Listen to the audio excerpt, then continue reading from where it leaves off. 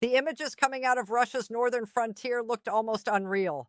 Empty military compounds, silent vehicle depots, barracks with no soldiers, entire garrisons abandoned as if an evacuation order had come overnight. Along the Finnish border, one of the most heavily militarized regions in Europe, Russia was suddenly pulling troops away by the thousands. Satellite analysts noticed it first. Then NATO officials confirmed it.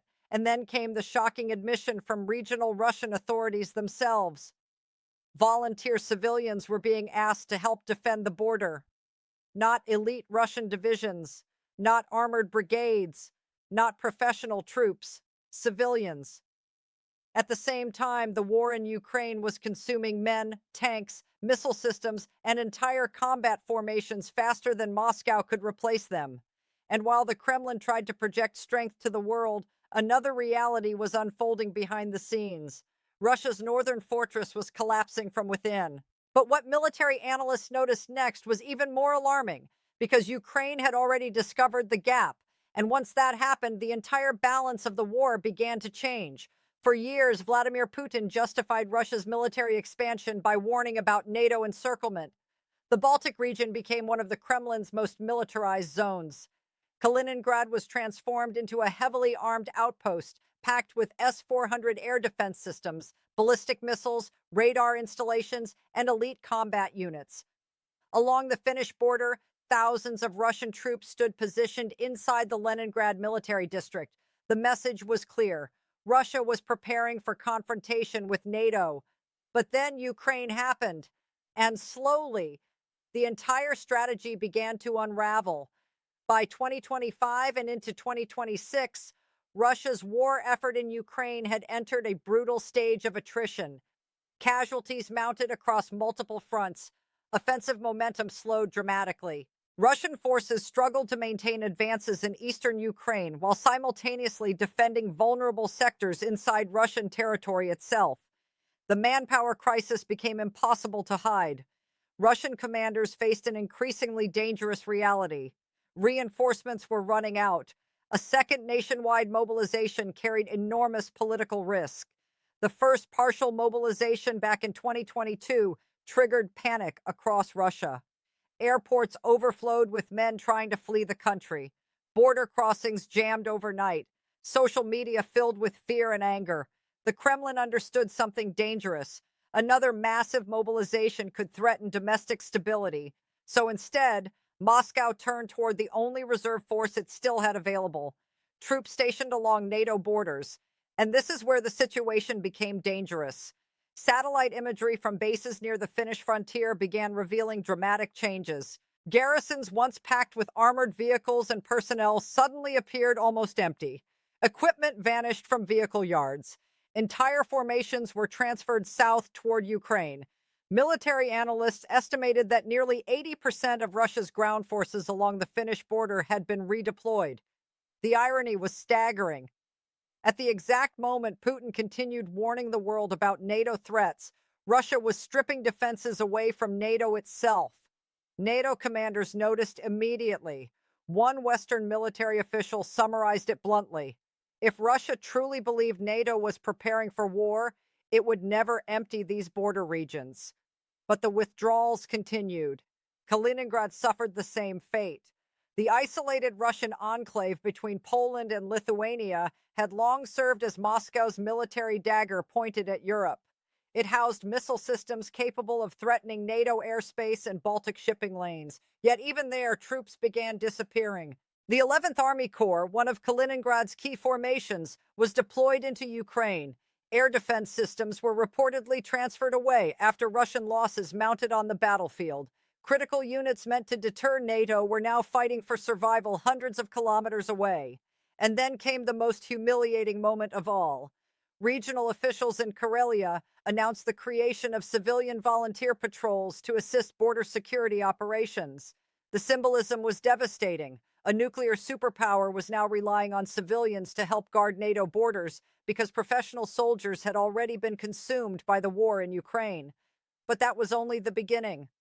As Russian troops disappeared from the north, Ukraine saw an opportunity forming, and Kyiv moved fast. Russian air defenses in the Leningrad region had weakened. Border garrisons were depleted.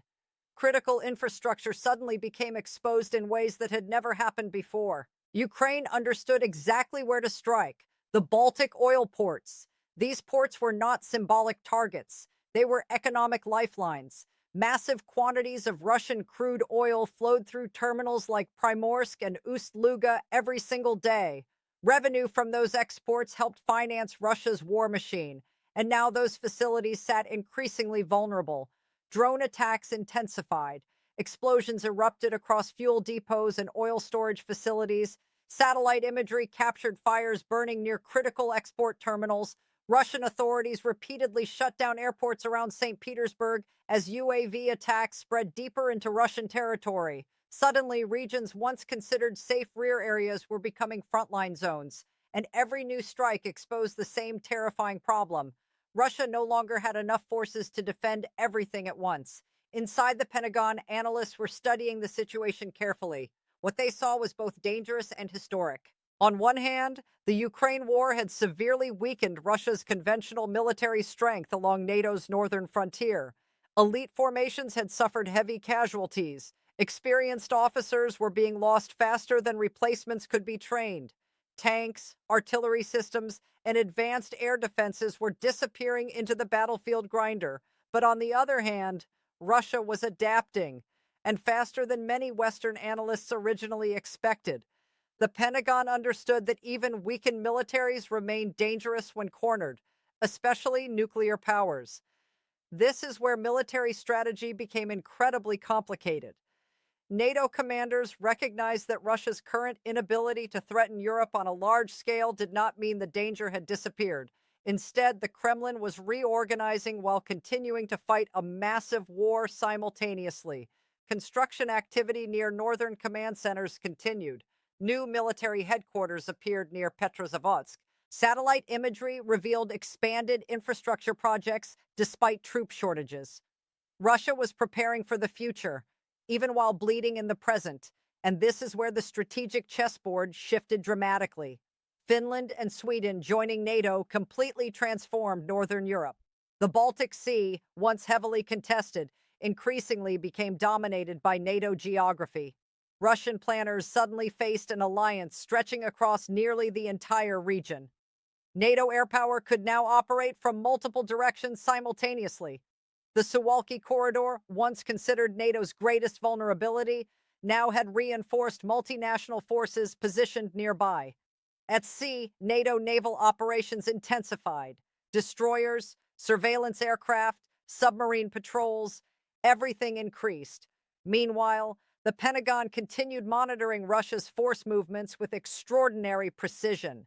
MQ-9, Reaper drones, satellite constellations, electronic surveillance platforms, and NATO reconnaissance aircraft tracked military logistics across Western Russia. Every train movement mattered. Every missile deployment mattered. Every disappearing battalion mattered. And then came another critical realization. Ukraine's strikes against Baltic infrastructure were creating economic pressure Moscow could not easily absorb. Oil export facilities near the Baltic Sea became recurring targets. Fires erupted at storage tanks and loading terminals. Even limited disruptions created serious financial consequences because energy exports remained central to Russia's wartime economy. The cycle became vicious. The more Russia diverted troops into Ukraine, the weaker its rear defenses became. The weaker the rear defenses became, the more vulnerable critical infrastructure turned, and the more infrastructure was damaged, the more pressure mounted on Russia's military budget. What military analysts noticed next was alarming. Russia's war was no longer confined to one battlefield. The conflict zone had expanded across thousands of kilometers. Drone strikes reached deep into Russian territory. Air defense systems were constantly repositioned. Naval assets in the Baltic and Black Sea faced growing pressure. Strategic airfields became targets. This was no longer a regional conflict. It was becoming a continental military strain. And yet, despite everything, Russia still maintained dangerous capabilities.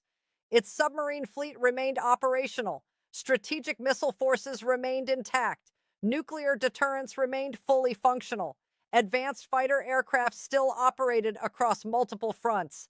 That contradiction terrified planners in Washington and Brussels alike, because weakened powers can become unpredictable powers, especially when prestige, survival, and strategic credibility are all on the line simultaneously. And then came the question nobody inside NATO could fully answer.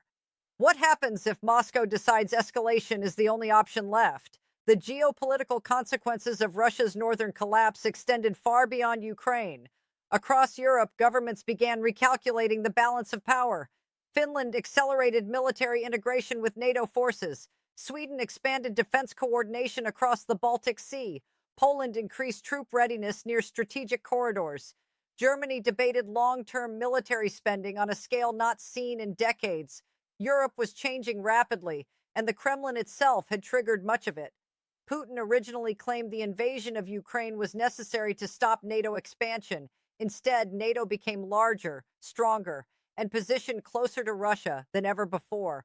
The Russian Finnish border alone added more than 1,300 kilometers of direct NATO frontier. The Baltic Sea increasingly operated under NATO influence. Kaliningrad, once seen as a pressure point against Europe, now looked increasingly isolated. But perhaps the greatest danger was psychological. Inside Russia's border regions, civilians increasingly felt the war moving closer to home. Drone alerts became common, airports temporarily shut down, energy infrastructure came under attack. Governors openly described their regions as frontline territories. That language mattered because it revealed something the Kremlin once tried desperately to avoid. The war was no longer distant, it was spreading. Meanwhile, military analysts drew uncomfortable historical parallels. Some compared the current strain to late Soviet overstretch during the Afghanistan era.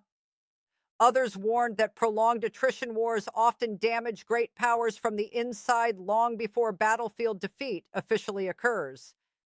The economic pressure was growing, the manpower pressure was growing, the political pressure was growing.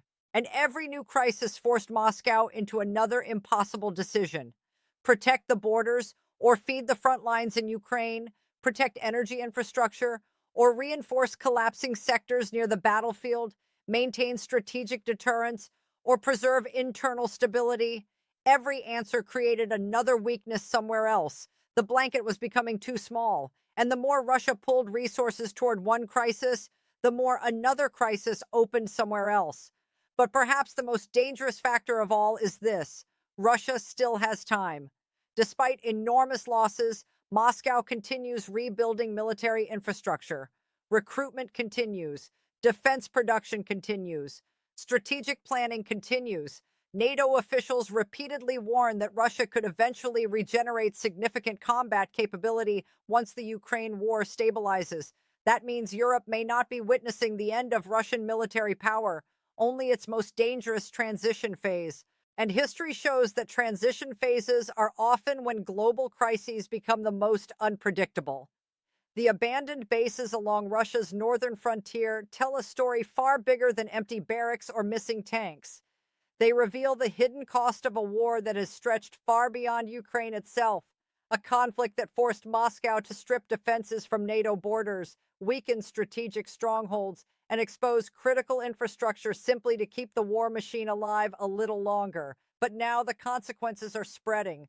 The Baltic region is transforming. NATO is expanding. Russia is adapting. Ukraine is striking deeper than ever before. And Europe is entering a new military era shaped by fear, escalation, and uncertainty. The most dangerous part?